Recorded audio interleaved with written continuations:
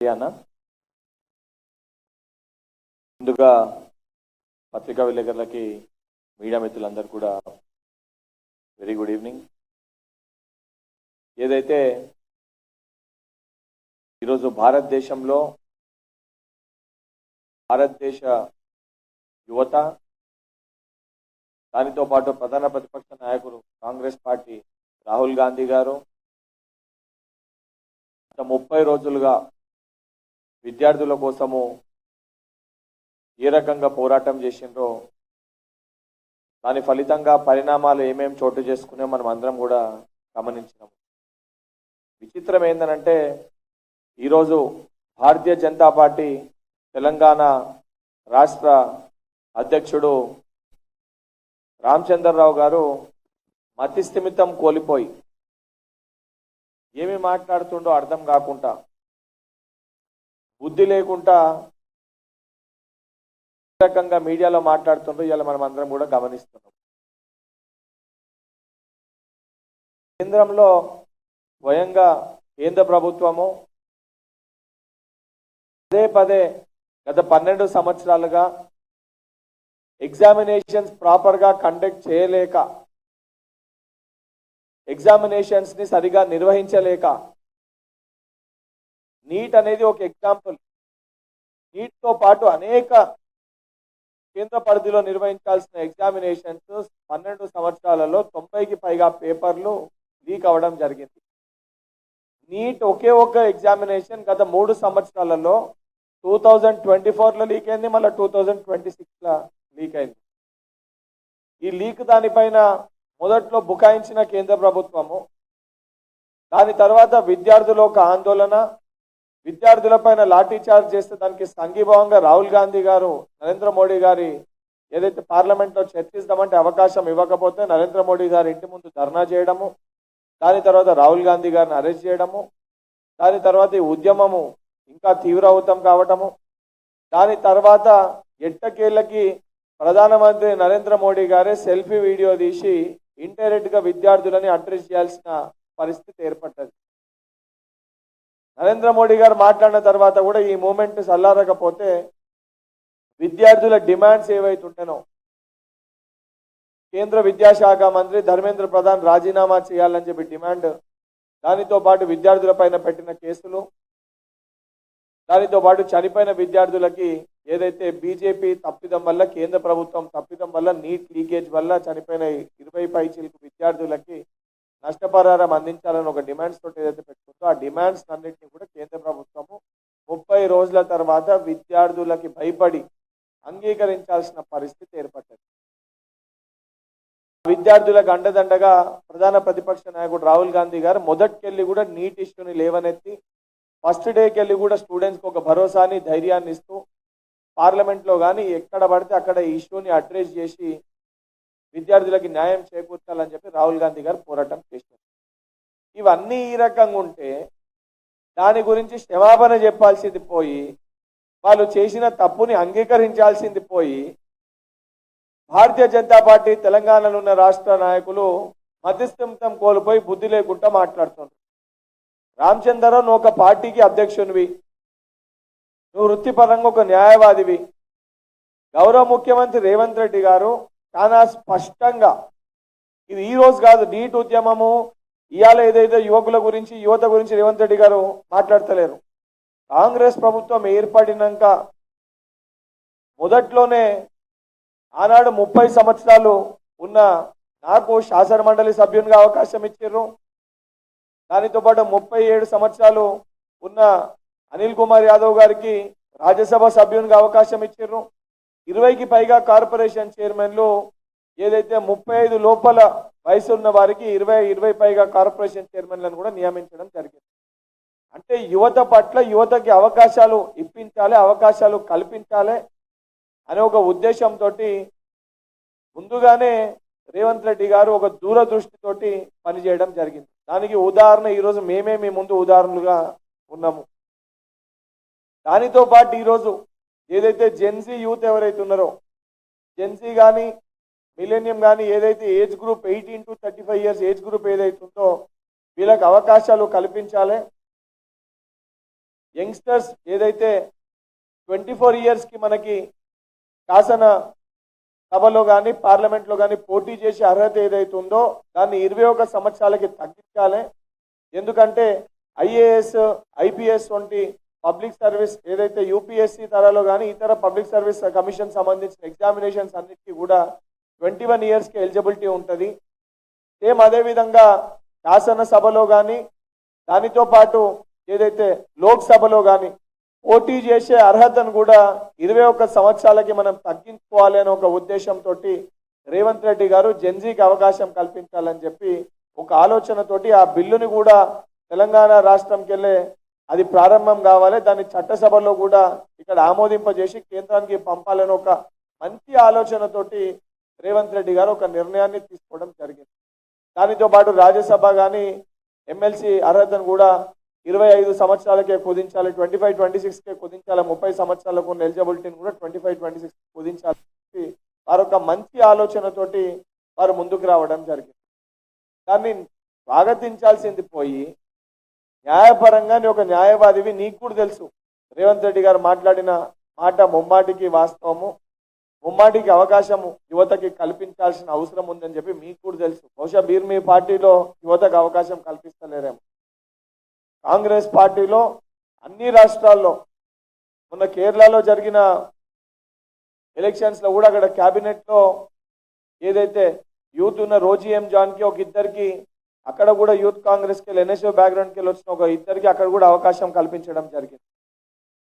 Congress party Rahul Gandhi గారు రేవంత్ రెడ్డి గారు మంచి ఆలోచనతోటి పనిచేస్తుంటే దీన్ని వక్రీకరించనీకి దీన్ని డైవర్ట్ చేయనీకి రేవంత్ రెడ్డి గారు మాట్లాడుతున్నారని చెప్పి సిగ్గు లేకుండా నువ్వు నీ మాటల్ని సమర్థించుకునే ప్రయత్నం చేస్తున్నావు. దానితో పాటు నువ్వు మాట్లాడుతూ ఏమన్నావు, ఈరోజు భారతీయ జనతా పార్టీ ఆలోచించాలి, ధర్మేంద్ర ప్రధాన్ తప్పు చేసిండని అంగీకరించే ధర్మేంద్ర ప్రధాన్ని రాజీనామా చేయించారు. మరి తప్పు చేసిన ప్రభుత్వంకి వెళ్ళి తొలగించినాక మరి మీ పార్టీలు ఎట్లా ఉంచుకోరు? మీ పార్టీకి వెళ్ళి కూడా నేను సస్పెండ్ చేయాలి కదా. ధర్మేంద్ర ప్రధాన్ అనే వ్యక్తిని మీ పార్టీలోకి వెళ్ళి కూడా సస్పెండ్ చేయాల్సిన అవసరం ఉంది కదా. మీ పార్టీలోకి వెళ్ళి సస్పెండ్ చేయకుండా రేపిస్ట్లని, డెకాయిట్లని, దొంగల్ని, పేపర్ లీకులు చేసిన వాళ్ళని మీ పార్టీ ఈరోజు Bharatiya Janata party care of అడ్రస్గా మారింది వాళ్ళందరికీ. దాని గురించి మాట్లాడకుండా తెలంగాణ రాష్ట్రంలో విద్యా వ్యవస్థ గురించి రామచంద్రరావు మాట్లాడతారు. తెలంగాణ రాష్ట్రంలో గౌరవ ముఖ్యమంత్రి రేవంత్ రెడ్డి గారు 10 సంవత్సరాల బీఆర్ఎస్ పరిపాలనలో విద్యా వ్యవస్థని భ్రష్టు పట్టించాలనే ఉద్దేశంతో విద్యా వ్యవస్థని సంపూర్ణంగా ప్రక్షాళన చేయాలని చెప్పి విద్యాశాఖని తన దగ్గరనే పెట్టుకొని విద్యాశాఖని వారి దగ్గరనే పెట్టుకొని చాలా క్లియర్ కట్గా విద్యార్థుల కోసము ఏదైతే ఇంటిగ్రేటెడ్ తరహాలో 105 అసెంబ్లీలో 105 నియోజకవర్గాల్లో ఇంటిగ్రేటెడ్ మోడల్ స్కూల్స్ కానివ్వండి, దాని సుమారు ప్రతి స్కూల్ కూడా 200 కోట్ల బడ్జెట్ తోటి ఇప్పటికే 84 స్కూళ్ళకి జియోలు వచ్చి ఆల్రెడీ వర్క్ కూడా స్టార్ట్ అయింది. 84 స్కూల్స్కి సంబంధించి జియోస్ వచ్చి ఆల్రెడీ వర్క్ కూడా స్టార్ట్ అయింది, అండర్ ప్రాసెస్లో ఉంది. దానితో పాటు మొత్తం బడ్జెట్ 26,674 కోట్లు 26,674 కోట్లు బడ్జెట్ కూడా శాంక్షన్ చేయడం జరిగింది. దానితో పాటు విద్యార్థులకి స్కూల్స్లో ఏదైతే బ్రేక్ఫాస్ట్ లంచ్ స్కీమ్ని కూడా ఇంప్లిమెంట్ చేసి సుమారు 20 లక్షల మందికి లాభం చేకూర్చే విధంగా 720 కోట్ల రూపాయల ఖర్చు ఈరోజు ప్రభుత్వం ఖర్చు చేస్తుంది. దానితో పాటు జూనియర్ గవర్నమెంట్ కాలేజీలలో మనకు దీనికన్నా ముందు బ్రేక్ఫాస్ట్ లంచ్ స్కీమ్ లేకుండే, ఇప్పుడు దాన్ని కూడా సుమారు 70 కోట్లు ఖర్చు పెట్టి జూనియర్ కాలేజెస్లో కూడా బ్రేక్ఫాస్ట్ అండ్ లంచ్ స్కీమ్ని ఇంప్లిమెంట్ చేస్తూ దానితో పాటు 11 సుమారు 10 లక్షల పైచిలకు విద్యార్థులకి లాభం చేకూర్చే విధంగా స్కాలర్షిప్లు కానీ ఫీజు రియంబర్స్మెంట్లు అన్ని అంటే వాళ్ళకి ఇవ్వాల్సిన అన్నిటిని ఖర్చు పెడుతూ 3,811 కోట్లు ప్రతి సంవత్సరం ప్రభుత్వం ఖర్చు పెడుతుంది. దానితో పాటు తెలంగాణలో ప్రైవేట్ కార్పొరేట్ స్కూళ్ళకి దీటుగా తెలంగాణ పబ్లిక్ స్కూళ్ళను కూడా తీర్చిదిద్దాలనే ఒక ఉద్దేశంతో తెలంగాణ గవర్నమెంట్ స్కూల్స్ని తీర్చిదిద్దాలనే ఉద్దేశంతో తెలంగాణ పబ్లిక్ స్కూల్ అని చెప్పి ఆరుట్లలో ఇబ్రహీంపట్నం నియోజకవర్గంలో ఆరుట్ల మండలంలో ఒక స్కూల్ని కూడా మోడల్ స్కూల్గా స్థాపించి దాన్ని కంప్లీట్ ఫెసిలిటీస్ అంటే ఒక కార్పొరేట్ స్కూల్లో ఏ రకంగా అయితే ఫెసిలిటీస్ ఉంటాయో ఆ ఫెసిలిటీస్ అన్నింటినీ కూడా ఆ స్కూల్లో పెట్టి తెలంగాణ మోడల్ స్కూల్ అని చెప్పి ఒక స్కూల్ని ప్రారంభిస్తే ముందు ఏదైతే అడ్మిషన్లు చేయనీకి అడ్మిషన్లు కాక విద్యార్థుల దగ్గరికి వేకెన్సీస్ ఉన్నాయని చెప్పి ప్రభుత్వ పాఠశాలలు వెళ్ళే పరిస్థితికి వెళ్ళి ఈరోజు ప్రభుత్వ పాఠశాలల్లో నో అడ్మిషన్ బోర్డులు అంటే అడ్మిషన్ లేవు నో అడ్మిషన్ బోర్డులు పెట్టేదాకా అంటే పెట్టే పరిస్థితి ఈ ప్రజాప్రభుత్వంలో గవర్నమెంట్ స్కూల్స్ని తీసుకొని రావడం జరిగింది. అంటే ఎంత చిత్తశుద్ధితోటి విద్యా వ్యవస్థని ప్రక్షాళన చేస్తూ కింది స్థాయికి వెళ్ళి అంటే ఎల్కేజీ నర్సరీకి వెళ్ళి గ్రాడ్యుయేషన్ కోర్స్ వరకు కేజీకి వెళ్ళి పీజీ వరకు విద్యార్థులందరూ కూడా free education quality education with quality of food విద్యార్థులకు అందించాలని చెప్పి ఎడ్యుకేషన్ ఇరిగేషన్ ఈ రెండే ఈ ప్రభుత్వ ప్రథమ లక్ష్యము అనే ఒక ఆలోచనతోటి ముఖ్యమంత్రి గారు పనిచేస్తుంటే ఇవన్నిటిపైన అవగాహన లేకుండా ఈ విషయాలపైన చర్చించకుండా ఈ విషయాలని ఏదైతే యాక్సెప్ట్ చేయకుండా తెలంగాణ రాష్ట్రంలో ఇంప్లిమెంట్ చేస్తున్న ఇంత మంచి స్కీమ్స్ని మీ కేంద్ర ప్రభుత్వాన్ని ఒప్పించి ఇటువంటి స్కీమ్స్ని అక్కడ కూడా ఇంప్లిమెంట్ చేయమని చెప్పి చెప్పాల్సింది పోయి సిగ్గుశరం లేకుండా ముఖ్యమంత్రి గారిని తెలంగాణ ప్రభుత్వాన్ని విమర్శిస్తున్నాం. అవును, ఈరోజు నేను చాలా బలంగా గట్టిగా చెప్పగలుగుతా. కాంగ్రెస్ ప్రభుత్వం తెలంగాణ రాష్ట్రంలో ఏర్పడ్డాక గ్రూప్ 1 పరీక్ష కానీ గ్రూప్ 2 పరీక్ష కానీ గ్రూప్ 3 పరీక్ష కానీ డిఎస్సి పరీక్ష కానీ హెల్త్ డిపార్ట్మెంట్లు పరీక్షలు కానీ ట్రాన్స్కో జెన్కో పరిధిలో పరీక్షలు కానీ పోలీస్ డిపార్ట్మెంట్ పరీక్షలు కానీ ప్రతి పరీక్షను కూడా ఏ ఒక్క లీకు లేకుండా గత 2 సంవత్సరాలలో ఏ చిన్న పేపర్ లీకులు జరగకుండా 100% ట్రాన్స్పరెన్సీ తోటి ఇంటిగ్రిటీ తోటి చిత్తశుద్ధి తోటి మేము పరీక్షల్ని నిర్వహించినము. మరి మేము నిర్వహించిన తరహాలో గత 12 సంవత్సరాల్లో మీకు నిర్వహించడానికి శాతనైందా శాతం కాలేదో యావత్ భారతదేశం గమనించింది. నిర్వహించడానికి మీకు శాత కాకపోతేనే లీకులైతేనే మొన్న భారతదేశ యువకులు నరేంద్ర మోడీ గుయ్యమనే విధంగా చెంప మీద చెల్లుమని కొట్టే విధంగా నరేంద్ర మోడీకి బుద్ధొచ్చే విధంగా భారతదేశ యువత మొన్న ఏ రకంగా చేసిందో మనం అందరం కూడా గమనించినాం.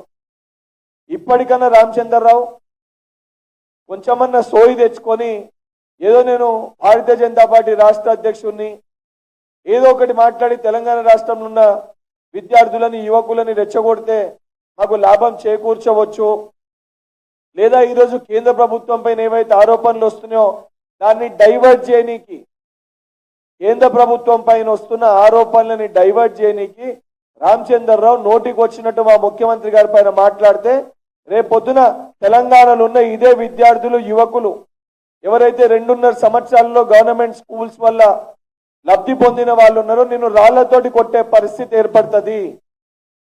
మాట్లాడే ముందు నోరు అదుపులో పెట్టుకొని మాట్లాడాలని చెప్పి రామచంద్రరావు గారికి సూచిస్తున్నా. నిజంగా నువ్వు ఏ విషయం పైన చర్చ పెట్టడానికి నువ్వు సిద్ధంగా ఉంటే 12 ఏళ్ల కేంద్రంలో విద్యా వ్యవస్థ పైన మీరు ప్రవేశపెట్టిన స్కీమ్స్ పైన 2.5 ఏళ్ల కాంగ్రెస్ ప్రభుత్వము తెలంగాణ రాష్ట్రంలో ప్రవేశపెట్టిన స్కీమ్స్ పైన చర్చకి నేను సిద్ధంగా ఉన్నా. విద్యా వ్యవస్థకి రాష్ట్ర ప్రభుత్వము రాష్ట్రంలో ఉన్న కాంగ్రెస్ ప్రభుత్వము గౌరవ ముఖ్యమంత్రి రేవంత్ రెడ్డి గారు విద్యాశాఖ మంత్రిగా ఏదైతే ప్రాతినిధ్యం వహిస్తున్న ఈ రాష్ట్రంలో విద్యా వ్యవస్థ కోసం మేము ఏ రకంగా పనిచేస్తున్నామో ప్రతి విషయం పైన చర్చించడానికి నేను సిద్ధంగా ఉన్నా. మరి 12 ఏళ్ల మీ కేంద్ర ప్రభుత్వం విద్యా వ్యవస్థ పైన మీరు ఏ రకంగా పనిచేస్తున్నారో దానిపైన చర్చించడానికి నువ్వు సిద్ధంగా ఉన్నావా? నిజంగా సోయి ఉంటే భారతదేశ యువకులకి ముందు క్షమాపణ చెప్పు.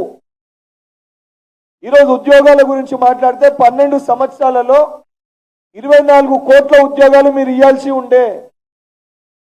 ప్రతి సంవత్సరం 2 కోట్ల ఉద్యోగాలు ఇస్తా అని చెప్పిండ్రు. 12 సంవత్సరాలు అంటే 24 కోట్ల ఉద్యోగాలు మీరు కల్పించాల్సి ఉండే. ఈరోజు కేంద్ర పరిధిలో ఉద్యోగ అవకాశాలని మీరు నాశనం చేసిండ్రు. ఆలోచన లేని స్కీమ్స్ తీసుకొని వచ్చి ఆలోచన లేని పథకాలు తీసుకొని వచ్చి కేంద్రం పరిధిలో ఏదైతే ఇవ్వాల్సిన ఉద్యోగ అవకాశాలని ఈరోజు విద్యార్థులకి రాకుండా మీరు చేసిండ్రు.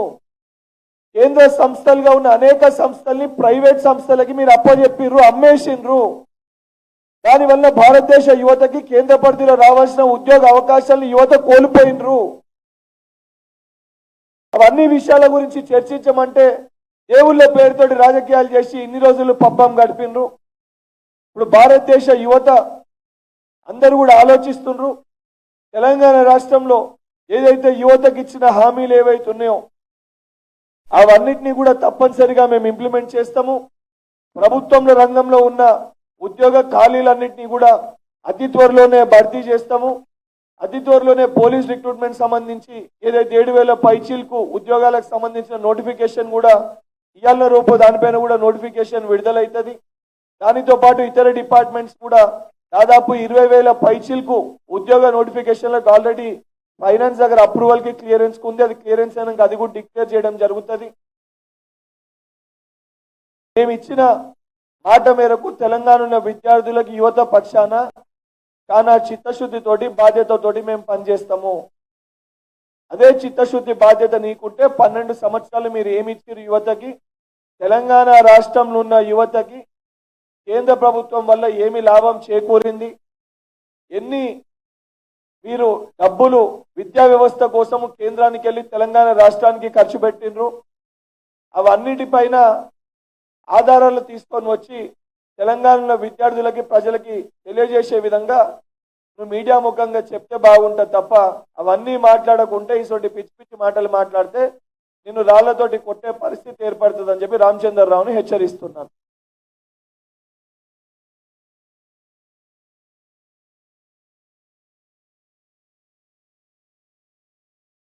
ఈరోజు ఎవరైతే మాట్లాడుతున్నారో దాని గురించి చెప్పిన ఎన్జీకి అవకాశం కల్పించాలని చెప్పి, యువతకి అవకాశం కల్పించాలని చెప్పి ఆల్రెడీ కాంగ్రెస్ ప్రభుత్వము పల్మూరి వెంకట్ని ఎమ్మెల్సీగా నియమించినప్పుడు 30 సంవత్సరాలు నిండి 2 నెలలు ఎలిజిబిలిటీ రాగానే 30 ఇయర్స్కి ఎలిజిబిలిటీ రాగానే గౌరవ ముఖ్యమంత్రి రేవంత్ రెడ్డి గారు, రాహుల్ గాంధీ గారు, ఏఐసిసి పెద్దలు అందరూ కలిసి, డిప్యూటీ సీఎం గారు అందరూ కలిసి యువతకు అవకాశం ఇవ్వాలని చెప్పి ఆ రోజు పల్మూరి వెంకట్కి అవకాశం ఇచ్చారు. 35 సంవత్సరాలు నిండగానే 37 సంవత్సరాలు ఉన్న అనిల్ కుమార్ యాదవ్ గారికి రాజ్యసభకు అవకాశం ఇవ్వడం జరిగింది. తప్పనిసరిగా సమయం వచ్చినప్పుడు యువతని ప్రోత్సహించే విధంగా, యువతకు అవకాశాలు ఇచ్చే విధంగా కాంగ్రెస్ ప్రభుత్వము ఈ ఉద్యమం ప్రారంభం కాకముందే పనిచేసింది. తప్పనిసరిగా రేపొద్దున కూడా అదే రకంగా పనిచేస్తుంది. దాన్ని భారతీయ జనతా పార్టీ బండి సంజయ్ గారు ఈరోజు మాట్లాడితే చాలా హాస్యాస్పదంగా అనిపిస్తుంది. భారతీయ జనతా పార్టీ ఎంతమంది యువకులకు అవకాశం కల్పించింది, కేంద్ర క్యాబినెట్లో ఎంతమంది యంగ్స్టర్స్ ఉన్నారు, 35 సంవత్సరాల లోపల ఉన్న వాళ్ళు ఎంతమంది ఉన్నారు, లేదా భారతీయ జనతా పార్టీ పాలిట రాష్ట్రాలలో 35 సంవత్సరాల లోపల ఉన్న వారికి ఎంతమందికి మంత్రి అవకాశం కల్పించారో ముందు వారు దానిపైన స్పష్టత ఇచ్చి వేరే అంశాల గురించి మాట్లాడితే బాగుంటుంది.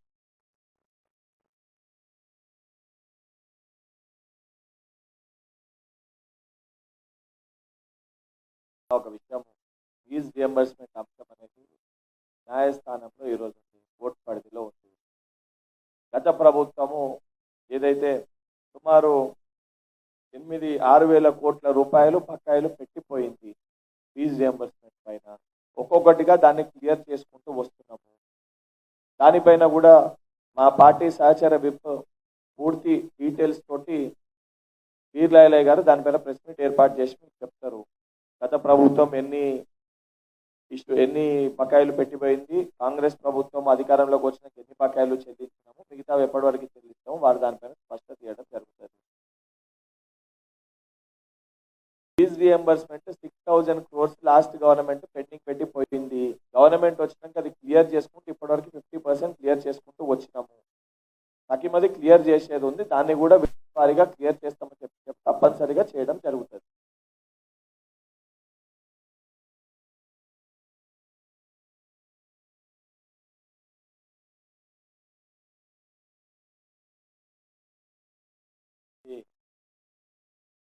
ఎగ్జామినేషన్ పేపర్ లీక్ అయిందా, 10th క్లాస్ ఎగ్జామినేషన్ పైన మాట్లాడితే ఆనాడు బీఆర్ఎస్ పార్టీ బీజేపీ పార్టీ ఇద్దరు కలిసి ఇదే Bandi Sanjay 10th class paper leak అయిందని చెప్పి వీళ్ళిద్దరు కొట్లాడి ఏదైతే డ్రామా ఆడినో, హరీష్ అని ఒక పిల్లగాడు ఆ రోజు ఎగ్జామినేషన్కి వెళ్ళి డిబార్ అయినరు వీళ్ళు చేసిన తప్పిదానికి. ఒక విద్యార్థి జీవితం ఆగం చేసే ప్రయత్నం చేస్తే ఆ రోజు నేనే న్యాయస్థానంకి వెళ్ళి ఆ విద్యార్థికి మళ్ళీ ఎగ్జామ్ రాయనివ్వాలని చెప్పి కోర్టుకి ఆర్డర్ తీసుకొని వచ్చి ఎగ్జామ్ రాయిపించినాం. అది మా చిత్తశుద్ధి మేము అధికారంలో లేనప్పుడు. మొన్న 10th పేపర్ ఏదైతే లీక్ అయిందని చెప్పి వీళ్ళు మాట్లాడుతున్నారు, ఎగ్జామినేషన్ కంప్లీట్ అయినాక ఆ పేపర్ బయటికి వచ్చిందనంటే ఆ రోజే దానిపైన స్పష్టత ఇచ్చి ఆధారాలు కూడా బయట పెట్టడం జరిగింది. లీక్ అంటే ఏందో అర్థం వీళ్ళకి తెలుసా? అసలు లీక్ అంటే ఏందో అర్థం బండి సంజయ్కి తెలుసా? పేపర్ ఎగ్జామినేషన్ స్టార్ట్ కాకముందే సోషల్ మీడియాలలో ఆ పేపర్ ఎట్లయితే నీట్ పేపర్ చక్కర్లు కొట్టిందో, టెలిగ్రామ్ గ్రూప్లలో ఇతర గ్రూప్లలో పేపర్లు చక్కర్ కొట్టి పేటిఎం గూగుల్ పే కొడితే ఆ పేపర్ డౌన్లోడ్ చేసుకునే అవకాశం కల్పించారు చూడండి, దాన్ని లీక్ అంటారు. లేదా టీజీపీఎస్సీ పరిధిలో ఏదైతే ఒకటేసారి 26 పేపర్లు సంబంధించి అంగట్లో సరుకు అమ్మినట్టు బేగం బజార్లో పేపర్లు అమ్మితే బేగం బజార్ పోలీస్ స్టేషన్ పరిధిలో ఎఫ్ఐఆర్ నమోదైతే దాని తర్వాత ఆనాడున్న ఏదైతే అధికారులు కానీ లేదా ఆనాడున్న ప్రభుత్వంలో ఉన్న పెద్దలు కానీ తర్వాత మేల్కొని ఇది నిజంగానే పేపర్ అని చెప్పి టాస్క్ ఫోర్స్ అధికారులు చెప్తే అప్పుడు పేపర్ రద్దు చేసి చూడండి, దాన్ని లీక్ అంటారు. లీక్ అంటే తెలియకుండా అర్థం లేకుండా ఈరోజు లీకులు చేసిన లీకులు రాయిళ్ళు ఆ ప్రభుత్వాలు ఈరోజు భారతీయ జనతా పార్టీ కానీ బీఆర్ఎస్ పార్టీ కానీ ఈరోజు భారతదేశంలో అత్యధిక పేపర్ లీకులు ఏ హయాంలో జరిగినాయంటే గత 12 సంవత్సరాల భారతీయ జనతా పార్టీ పరిపాలన హయాంలో జరిగినాయని చెప్పి 150 పేపర్లు పైగా లీకులు అయినాయి అని చెప్పి ఎవిడెన్సెస్తో సహా మన పేపర్తో సహా చూపించిన ఏ రాష్ట్రంలో ఎన్నో లీకులు అయినాయో. మధ్యప్రదేశ్లో వ్యాపం స్కామ్ అత్యధిక పెద్ద స్కామ్ అది.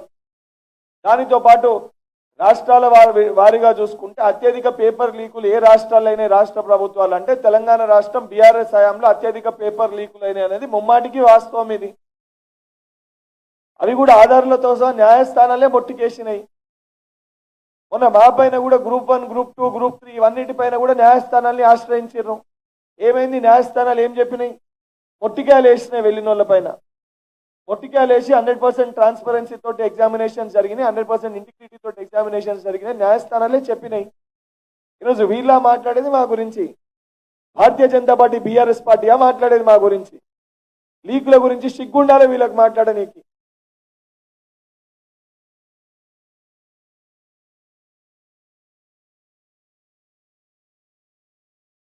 కానిస్టేబుల్ అభ్యర్థులకి సంబంధించి మొన్న గాంధీ భవన్ లో ప్రెస్ మీట్ ఏర్పాటు తర్వాత చిక్కడపల్లి సెంట్రల్ లైబ్రరీకి సంబంధించిన కొంతమంది స్టూడెంట్స్ నన్ను వచ్చి కలిసినారు. గాంధీ భవన్ లో మీడియా రూమ్ లోనే వాళ్ళతో కూర్చొని మాట్లాడాను. ఇక్కడ ఉన్న కొంతమంది మీడియా మిత్రులు కూడా ఆ రోజు అది చూసారు. తప్పనిసరిగా ఇప్పుడు ఫైనాన్స్ క్లియర్ అయిన 7,000 పైచిల్కు నోటిఫికేషన్లకు సంబంధించి అది కంప్లీట్ అవుతుంది. దాని తర్వాత కూడా సైకిల్ పద్ధతిలో తర్వాత ఉన్న ఖాళీలకు కూడా నోటిఫికేషన్ అనేది ఇవ్వడం జరుగుతుంది. నోటిఫికేషన్ ఇవ్వకుండా ఎక్కడ కూడా ప్రభుత్వము కాలయాపన చేస్తలేదు. ప్రభుత్వం ఇవ్వాలని ఒక చిత్తశుద్ధితో ఉంది, తప్పనిసరిగా ఇచ్చి తీరుతాం.